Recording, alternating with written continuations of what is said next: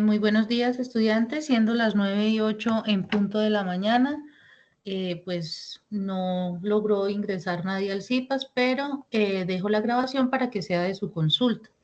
Entonces, vamos a dar inicio con un video que es bastante motivador, que me gustaría que vieran, y pues la forma de que se pueda ver es a través de las sesiones sincrónicas. No obstante, pues cualquier pregunta o duda, yo les puedo dejar el enlace cuando lo soliciten, ¿listo? Entonces, damos inicio con esto y ya ampliamos la información de lo que tenemos que hacer esta semana.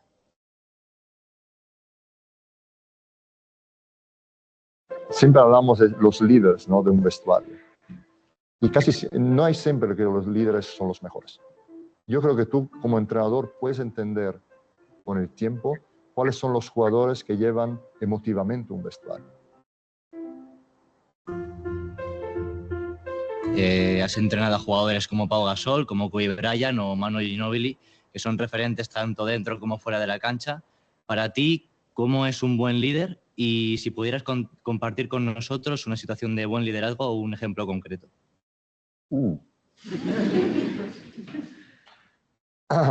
Bueno, en primer lugar, creo que hay todos esos grandes campeones tienen una manera distinta de utilizar su liderazgo. Hay, por ejemplo, jugadores que lideran por, yo lo digo, es un poco fuerte, lideran por miedo, en el sentido que suelen subir muchísimo la presión que ponen en los compañeros de equipo, porque es muy claro con palabras, con lo que hacen en la pista, que a ser muy buenos le presionan porque los compañeros jueguen al límite de sus habilidades. Y no tienen, piedad. Si alguien juega mal, le dice, mira, ¿qué haces? Esto no vale. Empujando. Ellos empujan. Entonces, hay momentos que algún jugador, algún compañero juega con miedo. Juega más con miedo de fallar de cara a este jugador que no de cara al entrenador. Ahora podemos debatir para horas si el miedo es una manera correcta o menos para empujar la gente a llegar a su nivel máximo de actuación. Yo no creo esto. Esto puede pasar, en mi personal opinión, en un pequeño tiempo, no para una temporada entera, porque la gente le se va a la cabeza. Hay un burnout, ¿no? La gente no tiene más energía, ¿no? Pero bueno, hay muchos jugadores que hacen esto. Tim Duncan, al revés, es todo lo contrario. Tim Duncan es un jugador que hablaba muy poco y una mirada ponía todo en su sitio, pero siempre con una actitud positiva. A decir, pat. Para que aquí todo funcione bien, tengo que hacer esto. Esto es una manera de liderar distinta, ¿no? Es una manera de liderar más incluyendo la gente, más que dividiendo, ¿no? Tienen valores los dos y puede ser que con un determinado grupo de personas es mejor presionar, con otro grupo de personas es mejor bajar la tensión y las expectativas. Cambian a todo el mundo. Tercero, hay un ejemplo que puede ser Manu Ginóbili, que lidera no solo con el ejemplo, sino con el entusiasmo. Entonces, en el sentido que él tiene una actitud positiva a pesar de todo lo que pasa. E incluso cuando él se enfada con su mismo para un error o con un compañero, porque no es perfecto, ¿no? Él también algunas veces se enfadaba con un compañero, pero siempre con una increíble actitud positiva. Pues siempre acababa su enfado con, no hace falta, vamos, ahora lo vamos a hacer bien. Ahora lo vamos a hacer bien, parece muy sencillo, pero ya te pasa el mensaje que será mejor que ahora. No vamos a ver qué pasa. Será mejor. Lo haremos bien ahora. Hay muchas veces en el equipo que hay problemas de relaciones o de táctica o de técnica y se mira al lado contrario y se espera que las cosas se solucionen por su cuenta.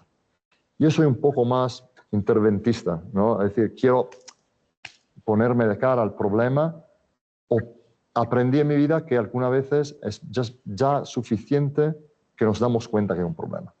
Y luego dejar que quizá lo solucionen ellos, porque ellos tienen la capacidad de solucionarlo. No queremos prepararle todo, ¿no? Esto es otro aspecto del trabajo de profesor y entrenador, que es dejar que fallen. Nuestro sueño es que no fallen nunca, así nosotros parecemos mejores, ¿no? Hay veces que tenemos que dejarle de fallar y ayudarles. No levantarle, pero ayudarles a levantarse. Bueno, entonces ya vimos cómo la percepción de cómo algunas personas lideran equipos de trabajo, ¿no? Entonces, es aquí donde nosotros entramos a debatir el tema que nos compete de esta fase.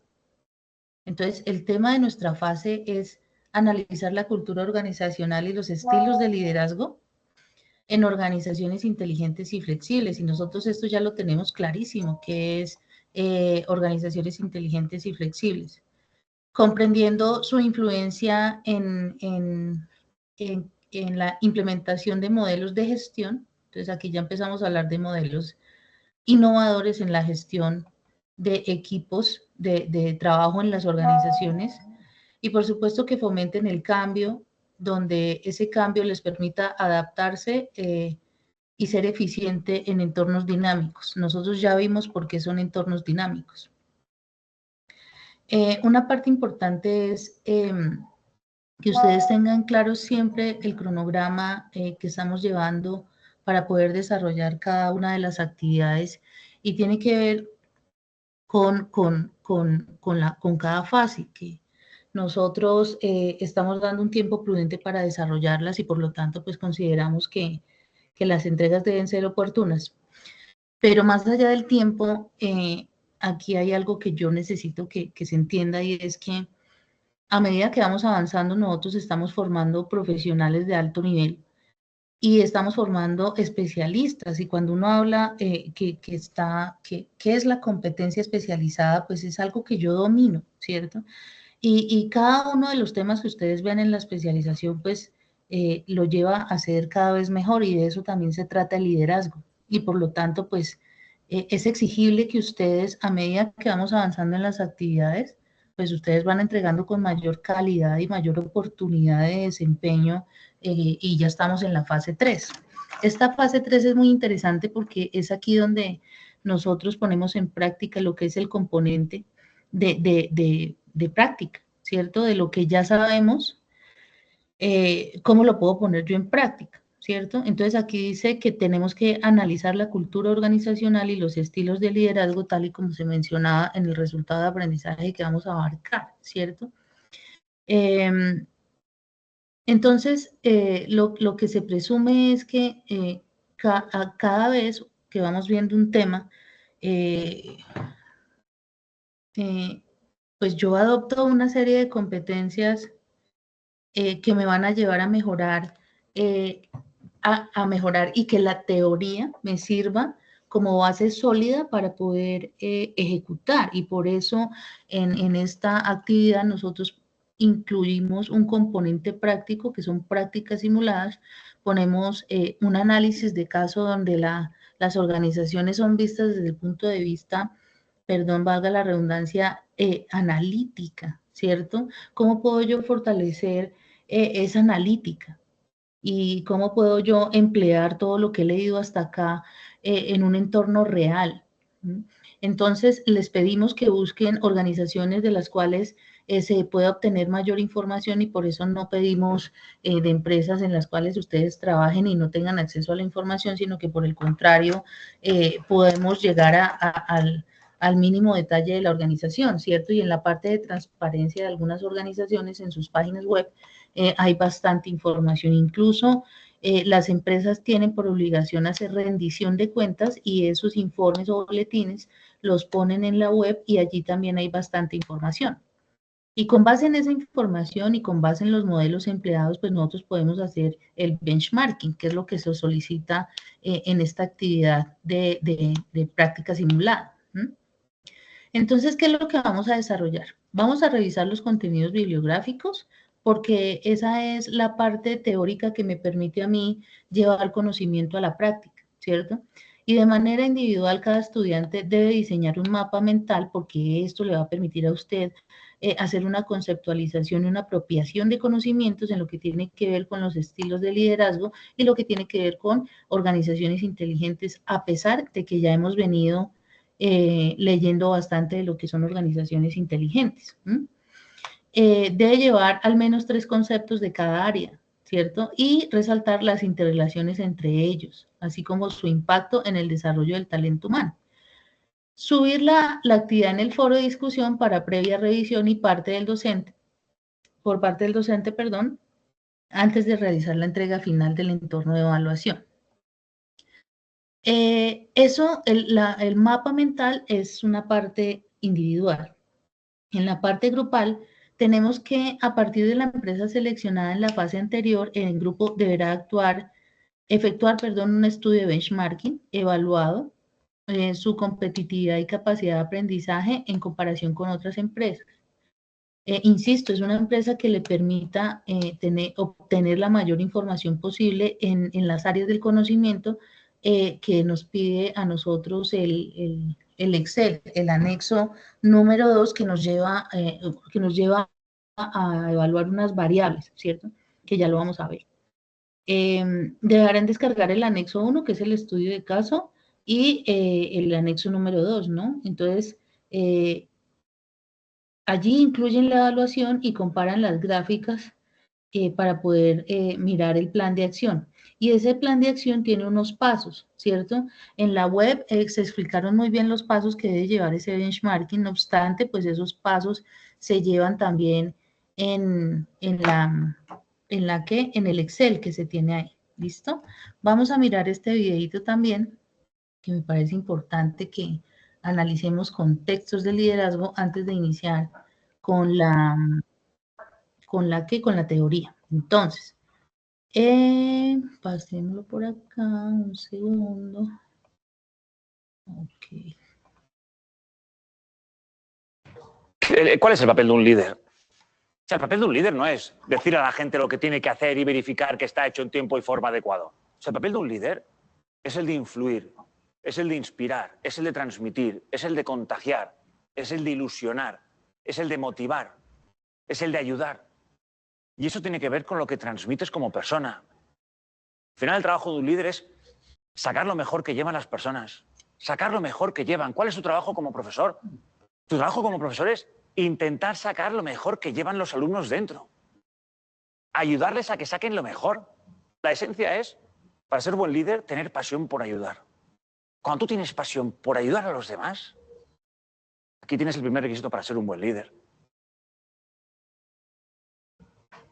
¿Cierto? Entonces, ¿cómo se hace? Pues, uno, desde ese punto de vista, en nuestro papel como docente, por ejemplo, es llevar al estudiante a que realmente se forme desde la parte de liderazgo, ¿cierto?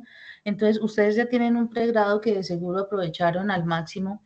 Entonces, en este momento debemos aprovechar todas las enseñanzas que nos deja a nosotros la especialización. Los encuentros sincrónicos nos permiten a nosotros hacer preguntas, a fortalecer las debilidades que tengamos en cuanto a estos temas. Si bien, pues, esta asignatura realmente, si ustedes le sacan el jugo, tiene mucho componente que les permite agregar valor a su trabajo y a las organizaciones donde ustedes trabajan, porque estamos apoyándonos en una teoría de unos principios que nos menciona Peter Senge y que si los utilizamos seguro agregamos valor. Entonces, importante que ustedes tengan en cuenta los estilos de liderazgo y esos estilos de liderazgo, digamos que hay muchos, uno tiene mucha teoría de dónde puede ver cuáles son los estilos de liderazgo que más puedo yo, si bien me puedo relacionar con uno, ¿cierto? Yo me siento identificada con un estilo de liderazgo, entonces, ¿cómo lo puedo potencializar?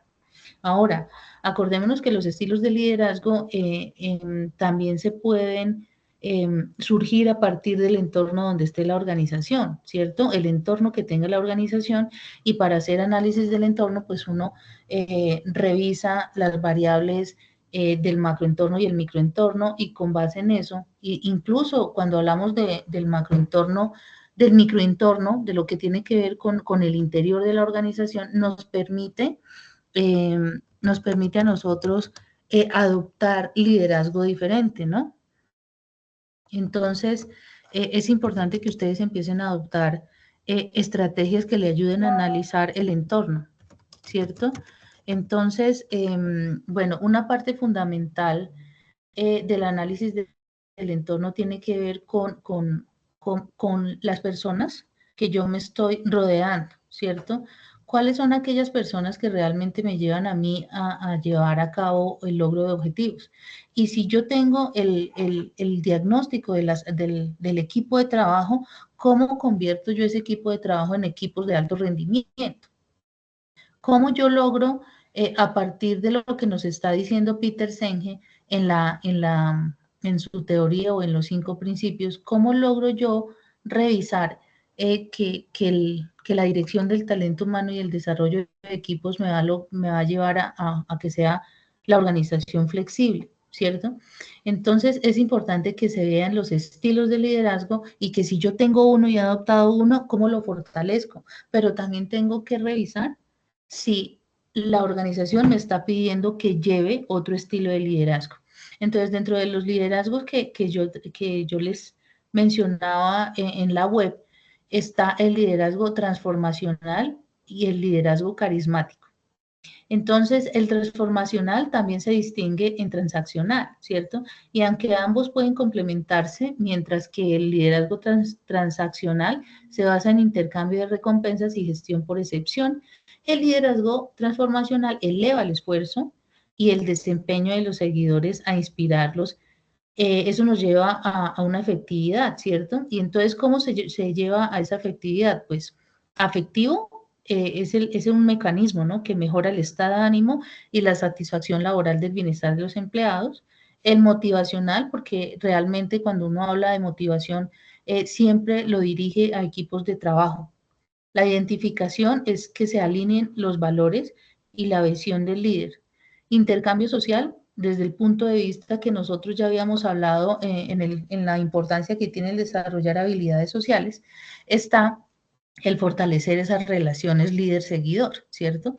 Y el rendimiento organizacional, que conduce al desempeño superior y a una mayor satisfacción grupal. El mecanismo de mejora de la justicia nos lleva a nosotros a tener una equidad, ¿cierto? A contribuir y a confiar más en el líder de equipo, y eso, cuando se logra la confianza de un equipo, se logra el compromiso del equipo en general. Entonces, ¿qué tenemos? 2 puntos de vista de estilos de liderazgo transformacional, ¿cierto? Y transaccional. ¿Qué nos dice a nosotros el transaccional? Tenemos un mecanismo de intercambio social, que es la principal razón por cual los estilos de liderazgo influyen en los resultados, y el transaccional pues tiene unas desventajas y unas ventajas, ¿no? Entonces, las desventajas de este liderazgo transformacional es que se puede llegar a la manipulación. Como nos basamos en la motivación de grupo, pues de pronto llega un desgaste emocional. La eficacia dependiente de los seguidores funciona mejor con seguidores conscientes y competentes. Por eso debemos partir de liderar equipos de alto rendimiento, y por lo tanto, pues debemos llevar a modelos que nos ayuden a desarrollar equipos de alto rendimiento, ¿cierto? En conclusión, aunque el liderazgo transformacional es altamente efectivo, su aplicación requiere considerar desafíos de riesgo de manipulación, de desgaste emocional, eficacia dependiente de los seguidores, y cuestiones metodológicas que de pronto nos lleven a incurrir en errores. La cultura organizacional juega un papel importante, y por eso ustedes ven asignaturas que tiene que ver con la cultura, el clima organizacional, ¿cierto? ustedes ya entienden qué es organización, ¿cierto? Y entonces, ¿cómo se logra esa cultura? Entonces, si bien ustedes han profundizado en otras asignaturas, pero en este caso, para nuestra asignatura de desarrollo de organizaciones flexibles, es un sistema de significados compartidos que distingue a una organización de otra y se componen por valores, creencias y suposiciones que influyen en aspectos con los empleados que los empleados prestan atención, cómo se manifiesta evidentemente los símbolos, los uniformes, historias, y la construcción de un significado compartido dentro de la organización. Esto refleja lo que los empleados perciben de una organización y cómo la organización está siendo vista en el mercado, ¿cierto? Y existen dos enfoques para estudiar la cultura organizacional, y es la perspectiva de tener y la perspectiva de ser. La de tener analiza valores y creencias, diferencias a una organización de otra, y el ser examina la esencia de la organización a través de sus historias, rituales, símbolos y lenguaje. Debido a su naturaleza intangible, la cultura organizacional es difícil de medir e interpretar, y por eso es clave comprender el funcionamiento interno de una organización. ¿Cómo se hace? Desde la etapa del reclutamiento, desde la etapa de la inducción, ¿cierto? Desde allí se están poniendo, digamos, la estructura de lo que se quiere en la cultura organizacional de las empresas.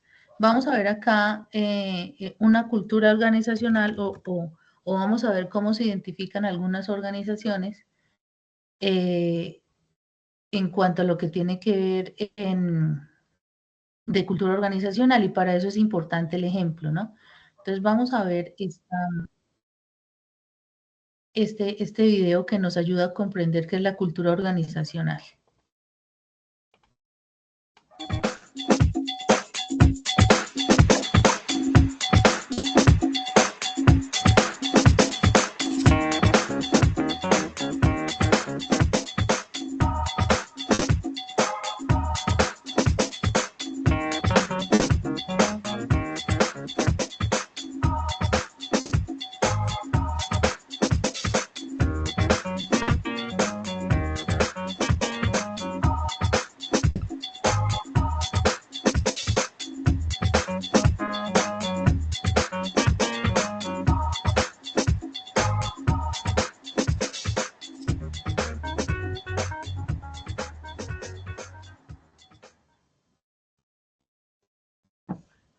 El hecho representativo y más importante de los últimos tiempos para la empresa, y que dividió en dos periodos, el antes y el después, fue la fusión de las 8 cementeras colombianas para formar la gran empresa que en la actualidad es Cementos Argos S.A.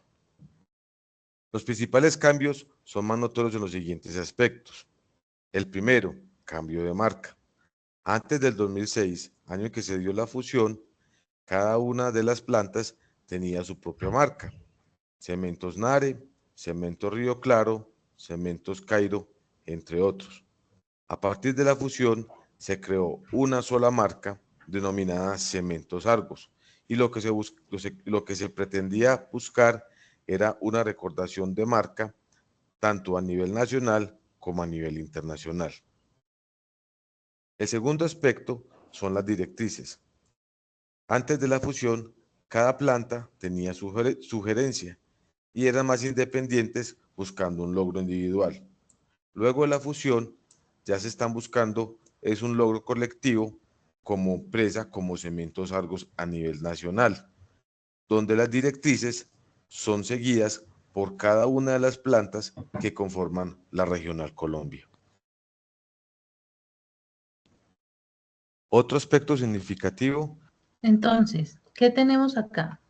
Tenemos toda una cultura desde el inicio de la organización que estábamos viendo como ejemplo, cómo se han identificado a partir de las regiones y cómo después se integraron en una marca nacional, ¿cierto? Y esto lo que decía el expositor allí es que lo que se quería lograr de cómo quería que se conociera en realidad la organización a nivel nacional y se integró en un solo logo, ¿cierto? A nosotros, ¿qué nos está diciendo la teoría? En la cultura organizacional hay unos aspectos fundamentales y entre esos está lo que tiene que ver con cómo se identifican los símbolos que se manifiestan, evidentemente uniformes, historias, ¿cierto? Y por eso ellos dan su ejemplo de la cultura organizacional de esta empresa a través de la historia y cómo llegaron al símbolo, ¿cierto? Y por eso, y el color también los identifica. Y eso se llama cultura organizacional. No obstante, eso tiene que ver con la parte tangible. Pero por eso hablamos de la parte intangible y por eso llegamos a lo que tiene que ver la perspectiva de tener, que es analizar los valores y creencias a partir de la historia. Porque es que la historia nos lleva a nosotros a hacer, a tener en cuenta lo que ellos creen y lo que ellos tienen en valores, ¿cierto? Y para llegar después a la perspectiva de ser, donde se examina realmente la esencia de la organización a través de sus historias, ¿cierto? En sí, ¿qué es cuál es la familia de la empresa? ¿Cierto? Entonces, eso nos lleva a nosotros a valorar la naturaleza intangible de la cultura organizacional de cada empresa. Las culturas organizacionales pueden clasificarse según valores en competencia de 4 tipos: la cultura de clan, la cultura de adocracia, la cultura de mercado y la de jerarquía.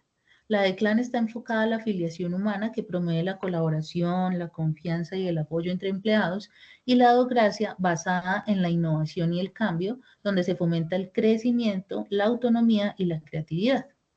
Y la de mercado orientada al logro, que se centra en el análisis de la competencia, y por eso todos estos componentes nos llevan a nosotros a darle un valor agregado a lo que es el análisis del entorno. La cultura de la jerarquía establece la formalización, la comunicación estructurada ya de la parte interna, ¿cierto? La parte interna de la organización. Y estos tipos se diferencian en su orientación interna y externa y en su logrado de flexibilidad. Y por eso es que nosotros hablamos de lo que tiene que ver en organizaciones flexibles e inteligentes, ¿cierto? Organizaciones inteligentes y flexibles, y lograr eso, ¿a qué nos lleva?, ¿cierto? Mientras que los clanes y adocracias son flexibles, los mercados y las jerarquías tienden a ser más estables. Entonces, nuestra cultura organizacional. Las diferentes culturas influyen en distintas, ¿cierto? Entonces, el clan mejora actitudes de desempeño y satisfacción del cliente, pero pueden afectar negativamente la rentabilidad. La adocracia favorece la innovación del desempeño, pero no impacta la rentabilidad. La cultura de mercado aumenta la eficiencia y la satisfacción del cliente con un impacto neutral en sus áreas. Y la cultura de la jerarquía mejora la eficiencia y la rentabilidad, pero puede limitar la innovación. Otros enfoques para analizar la cultura organizacional: está el inventario de cultura organizacional a través de la constructiva, que es la afiliación y el estímulo de logro; el pasivo defensiva, que evita la rendición de cuentas y busca aprobación; y está la agresiva defensiva, que enfatiza la competencia y el poder. Entonces, el perfil de cultura organizacional se clasifica en 8 dimensiones clave, como innovación, orientación al equipo, énfasis en las recompensas y orientaciones a los resultados. En conclusión, la cultura organizacional tiene un impacto significativo en los resultados y debe alinearse estratégicamente con los objetivos de la empresa. Entonces, el liderazgo y la cultura organizacional están estrechamente relacionados, ¿cierto? Los estilos de liderazgo que se propongan para poder dinamizar una organización y equipos de trabajo, y está integrar la cultura organizacional con ese liderazgo. Y por eso están estrechamente relacionados. Los líderes influyen en la creación, mantenimiento y cambio de la cultura dentro de una organización. Tenemos un liderazgo transformacional, que puede fomentar una cultura de innovación y compromiso, mientras que un liderazgo transaccional tiende a reforzar estructuras jerárquicas y de estabilidad. Puede fomentar cultura de innovación y compromiso, mientras que un liderazgo transaccional tiende a reforzar, a estructurar jerarquías de estabilidad. Todo esto cuando uno habla del fortalecimiento de equipos de trabajo, cuando uno habla de motivar a los equipos para que se vuelvan de alto rendimiento, no podemos dejar atrás lo que es establecer las normas, ¿cierto? Porque hay unas normas organizacionales que no podemos dejar atrás. Si bien están alineados con los valores que guían sus decisiones y acciones, un enfoque estratégico en la alineación entre liderazgo y cultura organizacional es clave para el éxito empresarial, ya que impacta el desempeño, la motivación de empleados y la satisfacción del cliente. Entonces, esto es lo que se quiere. Ahora, ¿cómo utilizo yo toda esta información en nuestro benchmarking? ¿Mm? Cuando nosotros hablamos de organizaciones inteligentes y flexibles, hablamos de que deben tener una cultura organizacional alineada con el plan estratégico, ¿cierto? Los líderes transformacionales fomentan la cultura de la innovación, aprendizaje, y por eso acordémonos que uno de los principios que dice Peter Senge es la apertura a la innovación, al desarrollo, ¿cierto? A través de la investigación. Y cuando uno logra equipos de trabajo de alto rendimiento y logra ese compromiso que define un equipo de trabajo, pues de alguna manera este mismo equipo se encarga de buscar estrategias que nos lleven a la eficiencia, ¿cierto? Que sean eficaces. Y cuando uno todo el tiempo está tratando de buscar la eficiencia, de alguna manera está motivando la innovación. Y por lo tanto, la innovación, como nos decía a nosotros los autores que vimos en las anteriores sesiones, decía, el aprendizaje continuo y la adaptabilidad facilita la creación de entornos donde el conocimiento se comparte y se aprovecha para mejorar la toma de decisiones y, por supuesto, impacta la competitividad. Entonces, se alinea el liderazgo, la cultura organizacional como esencia para que la empresa todo el tiempo esté siendo innovadora, eficaz y, por lo tanto, se convierta en una organización flexible y, por supuesto, dinámica, ¿cierto? Y cuando logramos eso, seguramente podemos afrontar los retos que el entorno me esté pidiendo. ¿Mm? Bueno, ¿qué es el benchmarking? El benchmarking es una herramienta de gestión estratégica que permite a las organizaciones medir y comparar desempeño en relación con las empresas líderes de la industria en sectores afines. Se trata de un proceso sistemático. Las empresas evalúan sus productos, sus servicios o procesos y revisan si pueden mejorar o fomentar la innovación en sus procesos para ser más eficientes, ¿cierto? Aumentar la eficiencia organizacional. El benchmarking no solo limita a simple observación, sino que implica un análisis estructurado y detallado para que sea efectivo el proceso y debe seguir unos pasos, ¿cierto? Y esos pasos o esas etapas son las que ustedes deben tener en cuenta cuando estén desarrollando la actividad. Es identificar las áreas de estudio, que es clave, porque si usted no sabe qué va a evaluar, entonces cómo da inicio. ¿Cuál es el objetivo de hacer ese estudio? Si es mejorar procesos, si es mejorar producto, o sea, ¿cuál es el objetivo? La selección de empresas de referencia se eligen en coherencia con lo que desempeñamos nosotros como organización. Se recopilan algunos datos que me van a servir a mí para analizar realmente diferencias.